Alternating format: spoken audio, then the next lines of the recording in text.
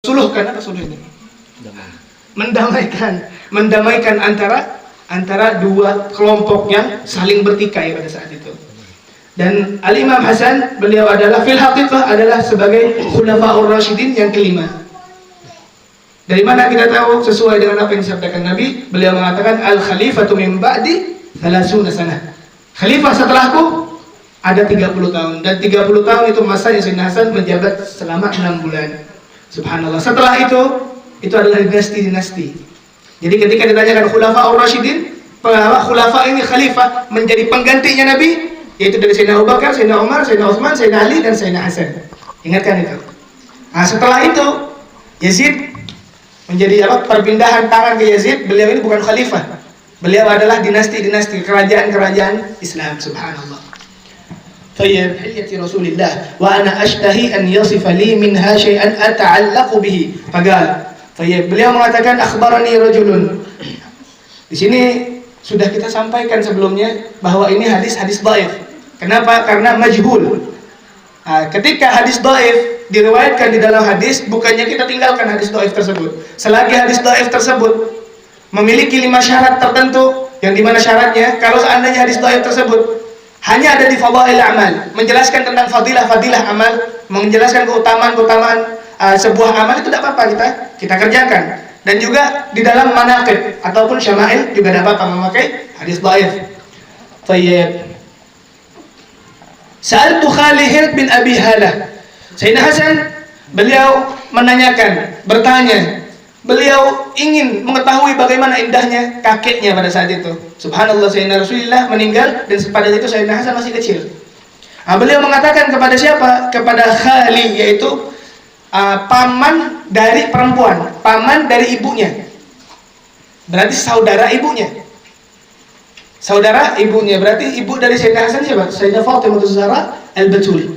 Beliau memiliki saudara tiri. Saudara tiri Sayyidah Fatimah, namanya siapa? Namanya Hindun bin Abi Halah. Beliau adalah anak dari Siti Khadijah. Jadi Siti Khadijah yang kita tahu sebelum Rasulullah menikahi Siti Khadijah, Siti Khadijah sudah menjanda pada saat itu dan memiliki anak. Salah satu anak yang namanya Hindun. Hindun ini laki-laki. Beliau terkenal sebagai seseorang yang wassaf. Apa wassaf ini? Memiliki keahlian dalam mensifati. Bagaimana mereka mensifati keindahan seseorang, ataupun bagaimana mereka menggambarkan tentang sesuatu, apa yang mereka gunakan? Ya tidak lain dan tidak bukan sesuatu hal yang paling tinggi untuk menjelaskan, yaitu adalah bahasa. Pada saat itu kamera nggak ada pada zaman bahari. Jadi dengan bahasa tersebut seolah-olah Sayyidina Hind ini menceritakan sesuatu hal tentang Rasulullah, seolah-olah kita melihat Rasulullah dari saking detailnya itu subhanallah gambarannya. Allahumma shalli ala Muhammad. Dan Sayyidina Hasan mengatakan ana ashtahi an yasifa li minha syai'an. Aku sangatlah ingin untuk mengetahui sedikit aja tentang bagaimana keindahannya baginda Muhammad sallallahu alaihi wasallam. Maka beliau melanjutkan, kana Rasulullah fakhman mufakhaman yatala'la wajhuhu talalu al-qamar ila sya'ruhu syahmata udhunaini idzan huwa waffarah. Di sini kita berhenti kemarin. Kita lanjutkan azharul laun. Nabi Muhammad dalam hadis ini diceritakan bahwa azharul laun. Apa azhar? Azhar ini adalah nama kembang aslinya. Di sini dikatakan azharul laun ay maknahu al-bayda al-muhammar bil hamra, al-musyarrab bil hamra. Artinya apa? Nabi Muhammad memiliki perangai ataupun kulit yang putih, yang dimana putih tersebut kemerah-merahan. Jadi azharul laun. Jadi seolah-olah kulitnya Nabi ini kayak kembang mawar, yang dimana kembang tersebut ada putih, ada merah. Subhanallah. Dan ini adalah menggambarkan kesempurnaan sesuatu. Maka kita kembalikan lagi di dalam hukum fikih yang kita sebutkan kemarin, bahwa kalau seandainya pokok kita ambil kualitas tertinggi, yaitu sesuatu hal yang bersangkut pautan dengan baginda Muhammad. Kita cerita dulu ketika transaksi penjualan budak pada saat itu, yang kita tahu budak hitam lebih mahal daripada budak putih. Kenapa? Karena subhanallah budak hitam kuat. Ketika ada seseorang bertransaksi terhadap budak yang hitam, tiba-tiba yang datang putih, apakah orang tersebut bisa raddil aib? Bisa mengembalikan karena adanya cacat di sana, adanya ketidakcocokan? Maka jawabannya tidak bisa. Kenapa? Karena fuqaha kita istinbat bahwa apa? Kulit putih adalah kulitnya Rasulullah. Berarti kulit putih adalah paling bagusnya kulit di dunia. Subhanallah. Jadi maksudnya seperti itu. Tayyib. Wasi' al-jabin. Nabi Muhammad memiliki al-jabin, yaitu dahi yang lebar. Dahinya Rasulullah SAW adalah dahi yang lebar, bukan terlalu lebar, bukan, hanya lebar. Apa maksud dari ini? Sesungguhnya kalau seandainya kita, subhanallah, Habib Syekh pernah cerita, bahwa terlihat orang kalau dahinya agak lebar, maka orang tersebut pertanda orang tersebut adalah orang yang dermawan. Itu yang pertama. Terus yang kedua, kalau itu hal tersebut disifati oleh Rasulullah, maka sebagaimana gaul Arab, pepatah Arab mengatakan bahwa kalau seandainya dahi seorang itu lebar, pertandanya orang tersebut adalah orang yang pintar. Allahumma shalli ala Muhammad. Tayyib. Azajjul hawajib sawabigh min ghairi qarnin. Al-hajib, Nabi Muhammad memiliki alis yang sangat detail. Maksud dari detail tersebut, rambutnya apapun alisnya tersebut tidak terputus-putus. Tayyib. Min ghairi qarnin. Nah, yang dimana alisnya baginda Muhammad tidaklah bersambung. Jadi memiliki alis yang sangat indah yang tidak bersambung. Ada beberapa orang ketika mungkin kebanyakan orang Arab memiliki alis yang bersambung. Contoh Al-Habib Umar, beliau bersambung. Nah, Nabi Muhammad tidak memiliki alis yang bersambung. Makanya diteruskan di sini bainahuma irqun yudirruhul ghadab. Dikatakan kalau seandainya Nabi Muhammad marah pada saat itu, terlihatlah urat di antara dua alis tersebut. Nah, ketika seseorang terlihat urat di sini, berarti menandakan alis tersebut tidak bersambung. Aqnal arnain. Aqnal arnain, Nabi Muhammad memiliki kemancungan hidung yang dimana mancung tersebut lurus, aqna namanya. Aqnal arnain. Jadi subhanallah, banyak orang mancung kadang bengkok. Nabi Muhammad tidak memiliki memiliki hidung yang lurus, yang mancung. Lahu nurun ya'lu, yang dimana subhanallah hidung tersebut memancarkan cahaya. Yahsabuhu ma lam yata'ammalhu asyam. Orang yang tidak melihat secara detail kepada baginda Muhammad, beliau melihat seolah-olah Nabi Muhammad itu asyam. Hidungnya asyam. Apa itu asyam? Asyam adalah mancungnya bengkok. Jadi seolah-olah gini, bengkok tersebut di atas hidung. Tidak, Nabi Muhammad tidak seperti itu. Kenapa? Seolah-olah kelihatannya mancungnya bengkok karena ada yang pancaran cahaya. Subhanallah. Allahumma shalli ala Muhammad.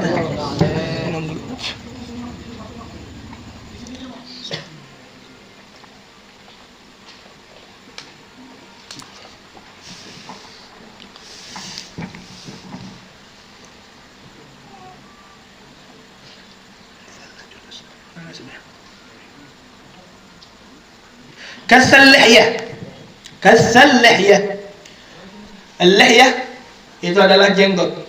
Jenggot Nabi Muhammad sifatnya apa? Memiliki jenggot yang sangat tebal. Ghazirul lihyah. Maka di sini disunnahkan, termasuk di mazhab Imam Syafi'i, beliau sunnah untuk takhliyatul lihyah. Jadi dibiarkan adanya jenggot tersebut walaupun sedikit. Nah, itu adalah pekerjaan yang sunnah. Karena kenapa? Karena Nabi Muhammad memiliki lihyah, memiliki janggut. Sebagaimana magalah Sayyidah Aisyah, beliau mengatakan, Subhanalladzi zayyana ar-rijal bil liha wal mar'atu bid dhafair. Beliau mengatakan, Sayyidah Aisyah, ta'jub, Maha suci Allah, yang Allah memberikan sebuah zinah, sebuah perhiasan terhadap laki-laki dengan adanya jenggot. Wal mar'atu bid dhafair, dan mar'ah ataupun perempuan dengan dhafirah. Apa dhafirah ini? Rambut yang dikepang itu. Nah, kepangan rambut. Jadi mengambil sesuatu hal yang bersangkut pautan dengan Nabi di dalam, khususnya dalam jenggot, maka timbullah sebuah perbedaan pendapat ulama. Bahkan Al-Imam Abu Hanifah di dalam fikihnya, di dalam hukumnya, beliau mengharamkan untuk mencukur secara penuh jenggot tersebut. Nah, bagaimana caranya? Atau kita ashab yang ketika di Hadramut dulu, mereka itu membiarkan jenggot tersebut sepegangan dia, sepegangan tangan. Jadi lebihnya dipotong. Kalau dihabiskan haram bagi Abu Hanifah. Cuman kita sebagai Imam Syafi'i makruh. Baik. Sahlul khaddain. Nabi Muhammad memiliki pipi yang tidak buntal ya? Tembem. Jadi sahal, jadi tidak terlalu tembem. Nabi Muhammad tidak naik. Maksud dari pipi naik tembem, kan seperti itu. Nabi Muhammad tidak memiliki pipi yang tembem. Baik. Dhali' al-fam. Beliau memiliki mulut yang agak lebar. Nabi Muhammad memiliki mulut yang agak lebar. Mulut yang lebar, indal Arab ini yadul, ataupun memiliki dalil ataupun bukti ala fasahatih.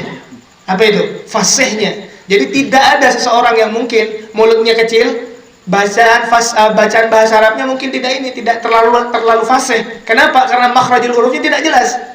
Dan memiliki mulut yang agak lebar itu yadul alal jamal. Apa itu? Menunjukkan keindahan. Bahkan subhanallah, banyak dari fanan ataupun penyanyi-penyanyi yang memiliki suara merdu rata-rata mulutnya lebar.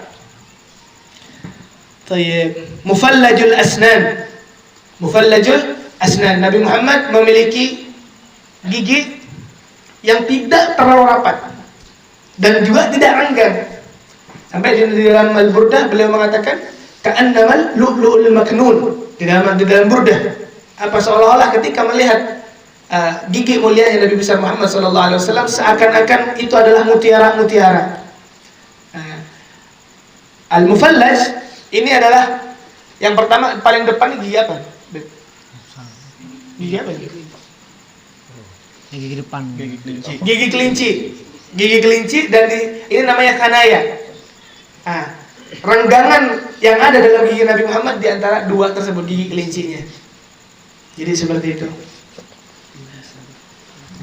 Baik.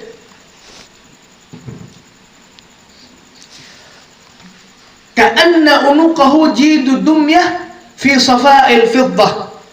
Beliau mensifati Sayyidina Hind, mensifati lehernya Nabi besar Muhammad sallallahu alaihi wasallam dengan sesuatu hal ka'anna unuqihi jidu dumyah. Seperti lehernya Nabi seakan-akan seperti lehernya patung.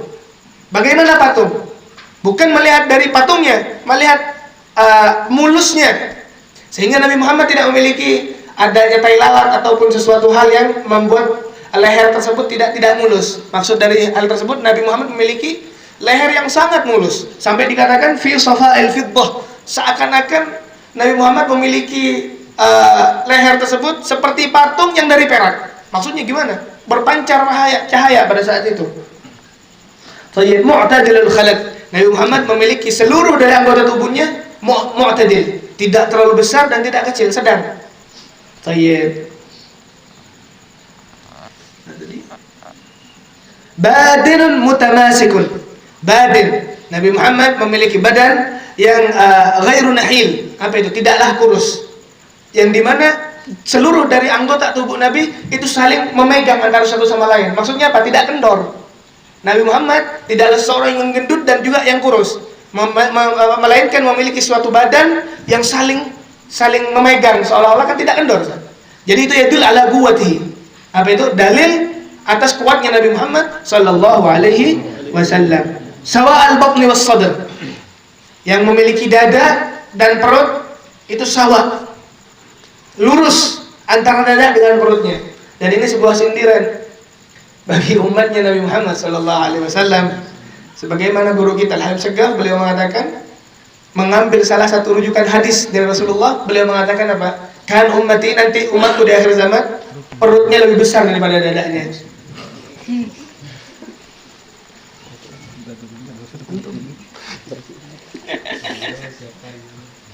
Aridus sadr.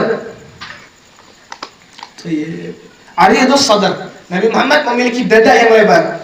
Dan dada yang lebar menurut orang Arab itu menandakan an-najabah. Apa itu? kepintaran seseorang ketika dadanya lebar. Itu yang pertama. Dan yang kedua, yadullu ala sabar, menandakan kesabaran. Jadi kalau seandainya melihat dada yang lebar, itu berarti orang tersebut bisa sabar dan juga bisa orang tersebut orang yang jenius. Tayyib. Ba'id ma bainal mankibain. Bakhmal qaradis. Sendi-sendi Nabi adalah memiliki sendi yang besar. Berarti kalau seandainya seorang memiliki sendi yang besar, otomatis tangan ataupun badannya juga besar. Dan ini menunjukkan kekuatan baginda Muhammad sallallahu alaihi wasallam. Anwar al-mutajarrid. Anwar al-mutajarrid. Nabi Muhammad memiliki tubuh ataupun memiliki bagian tubuh, bagian kulit yang tidak ditumbuhi bulu, itu terpancar cahaya. Jadi ada beberapa bagian dari tubuh Nabi Muhammad yang tidak ada bulunya, dan ada yang ada bulunya. Bagian yang tidak ada bulunya itu memancarkan cahaya. Tayyib. Mausul ma bainal lubbah was surrah bi sya'rin yajri kal khat. Yang dimana Nabi Muhammad memiliki pusar ke atas sampai ke dada. Ada namanya lubah-lubah, ini adalah lubang di dada yang dimana lurusnya ini itu ada rambut yang lurus seperti tali, kata Al-Hinid pada saat itu. Asy'ara dzira'aini wal mankibain. Tangan-tangan Nabi Muhammad itu memiliki bulu dari tangan sini ke sini. Tayyib. Rahbar rahah. Beliau memiliki tangan yang lebar. Tangan yang lebar itu menunjukkan al-karam, menunjukkan kedermawanan Nabi besar Muhammad sallallahu alaihi wasallam. Syafnal kafain. Nabi Muhammad memiliki tangan yang tebal. Tangan yang tebal, yang dimana tangan tebal tersebut bukan diartikan tangan yang keras, bukan. Sebagaimana Sayyidina Anas bin Malik di dalam hadis yang lain, beliau mengatakan, subhanallah, tangan tebalnya Nabi ketika disentuh oleh Sayyidina Anas bin Malik, beliau mengatakan, tidak pernah aku memegang sesuatu yang lembut melebihi dari tangannya baginda Muhammad sallallahu alaihi wasallam. Sa'il al-atraf atau qala sya'il al-atraf khasman al-akhmasin masih al-qadamain. Nabi Muhammad memiliki kaki, ada bagian kaki, telapak kaki yang tidak terkena tanah. Ada kan? Nabi Muhammad memiliki hal tersebut, cuman tidak terlalu tinggi. Jadi tetap memiliki dan juga tidak terlalu tinggi. Tayyib. Yambu anhumal ma, yang dimana ketika subhanallah Nabi Muhammad kaki tersebut terkena dari mana? Dari air tersebut, tidaklah air tersebut melekat terhadap kakinya Nabi Muhammad. Kenapa? Dari saking mulusnya ataupun dari saking lembutnya kulitnya Nabi besar Muhammad sallallahu alaihi wasallam.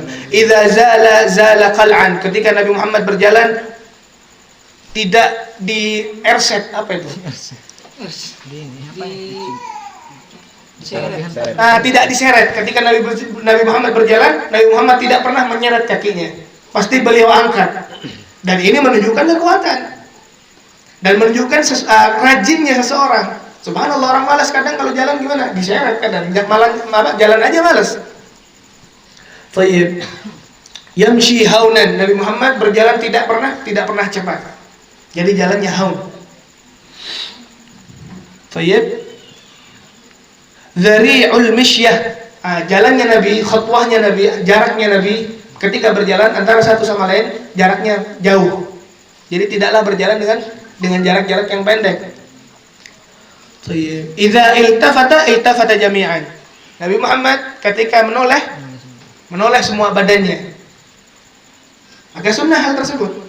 Ketika ada seseorang memanggil kita, maka kita sunnah untuk menoleh dengan seluruh badan kita menoleh. Kenapa? Ya karena melihat bahwa Nabi Muhammad sangat perhatian terhadap umatnya dan sangat menghormati umatnya. Subhanallah, ketika kadang kita dipanggil, kita menoleh, kadang menoleh separuh-separuh, kan istilahnya ada ihtigar di sana, ada mengecilkan seseorang ataupun tidak perhatian terhadap seseorang. Maka Nabi Muhammad ketika beliau dipanggil dari belakang, maka seluruh dari badannya menoleh seperti itu. Tayyib. Khafid at-taraf. Pandangan Nabi Muhammad ketika berjalan selalu ke bawah, tidak pernah melihat ke atas. Nazaruhu ilal ardi akthar min nazarihi ilas sama. Penglihatan beliau ke bumi lebih banyak daripada penglihatan beliau ke langit. Maksudnya apa? Itu alam tawadu. Nabi Muhammad tawadu orangnya. Thayyib. Julla nawarihil mulahadhah. Seluruh dari pandangan beliau itu dengan pandangan yang mulahadhah. Apa pandangan mulahadhah? Pandangan yang ihtimam, yang memperhatikan dengan saksama. Perhatian dengan mulahadhah ini penuh dengan makna yang dimana ulama kita dalam syarahnya mengatakan seluruh pandangan beliau adalah pandangan tafakkur kepada Allah Subhanahu wa ta'ala. Maka disunahkan bagi kita umatnya Nabi Muhammad ketika melihat sesuatu yang ada di pandangan kita, disunahkan untuk mengikuti Nabi Muhammad dengan ikut juga tafakkur gitu. Ketika melihat subhanallah, melihat tumbuhan, kita berpikir bagaimana Allah menciptakan tumbuhan tersebut. Ketika melihat air, ketika melihat seluruh kehidupan yang ada di dunia, bagaimana ikan-ikan yang kita makan tiap harinya, subhanallah. Kita tidak tahu masalah itu, tiba-tiba datang ke hadapan kita dan kita seluruhnya bersyukur pada saat itu. Thayyib. Yasuqu ashabah. Nabi Muhammad ketika berjalan tidak pernah di depan. Tidak pernah di depan. Ketika Rasulullah berjalan dengan sahabatnya, beliau pasti di belakang. Itu namanya saqa yasuqu. Saqa yasuqu. Ketika kalau seandainya kita kiaskan dengan mobil, berarti kita menyupir mobil. Maksud dari menyupir mobil di depan. Cuman di sini berlaku kepada Rasulullah saqa yasuqu bermakna berjalan di depan, di belakang untuk apa? Untuk melihat para sahabatnya. Untuk melihat para sahabatnya. Thayyib. Wa yabda'u man laqiya bisalam, dan selalu memulai salam terhadap seseorang. Jadi bahkan subhanallah ini Nabi Muhammad. Kadang ada subhanallah orang-orang awam pada saat itu tetap Nabi Muhammad yang memulai salamnya. Jadi tidaklah ada kata-kata fakhar, dan ini sunnah bagi kita. Bahkan siapa kita seandainya kita subhanallah orang udah dewasa, ada anak kecil, sunnah kita mengucapkan salam terhadap anak kecil tersebut. Dan apa yang kita ambil dari sini? Poinnya apa? Poinnya apa? Kedekatan kita terhadap baginda Muhammad sallallahu alaihi wasallam. Seandainya ada seseorang yang ketika kita diceritakan hal-hal ini, kita mengetahui sudah, oh kayak gini mukanya, kayak gini bentuk tubuhnya Nabi Muhammad sallallahu alaihi wasallam. Bagaimana seandainya kita bermimpi Rasulullah dan mimpi kita berbeda dengan yang ada di sini? Maka jawabannya tidak akan sama pandangan sahabat. Pandangan sahabat yang beliau hidup bersama Nabi Muhammad dan beliau mendapatkan kemuliaan yang paling tinggi. Bahkan karamatnya aulia, tingkatnya aulia paling tinggi tidak bisa mengalahkan tingkatan sahabat. Mengapa? Karena mereka berkumpul dengan Nabi. Allahumma shalli ala Muhammad. Ketika ada subhanallah bagi kita umat-umatnya Nabi Muhammad yang mereka memiliki kedekatan terhadap Nabi Muhammad sehingga beliau bermimpi dengan bertemu dengan Nabi Muhammad. Mimpi tersebut kalau sesuai dengan apa yang ada di kitab-kitab, maka itu adalah Nabi Muhammad yang ala wujudi, atas wujudnya Nabi Muhammad seperti itu. Dan subhanallah hal tersebut banyak terjadi seandainya mimpi-mimpi orang yang enggak seperti itu. Sebagaimana guru kita Al-Hayy Abdullah Baharun, beliau mengatakan kalau seandainya bermimpi dan mimpi tersebut berbau kekurangan, bahkan itu tetap Rasulullah. Cuman Rasulullah tersebut menggambarkan kekurangan kamu terhadap Allah Subhanahu wa ta'ala.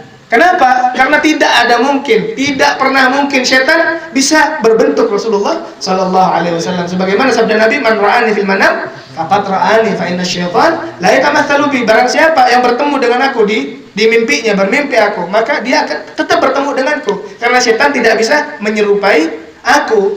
Kalau seandainya mimpi Rasulullah tersebut berupa bentuk kekurangan, maka ketahuilah, kata Abdullah Baharun, itu adalah teguran dari Rasulullah karena kekurangan engkau terhadap Allah Subhanahu wa ta'ala atau terhadap ibadah kepada Allah Subhanahu wa ta'ala. Dan semoga kita mendapatkan kemuliaan untuk bermimpi baginda Muhammad sallallahu alaihi wasallam. Semoga kita mendapatkan tempat di hati Nabi Muhammad sallallahu alaihi wasallam. Semoga kita menyenangkan Nabi Muhammad, menyenyumkan Nabi Muhammad sallallahu alaihi wasallam. Amin amin ya rabbal alamin. Mungkin teruskan Mbak. Astagfirullah. Soalnya sudah. Bismillah.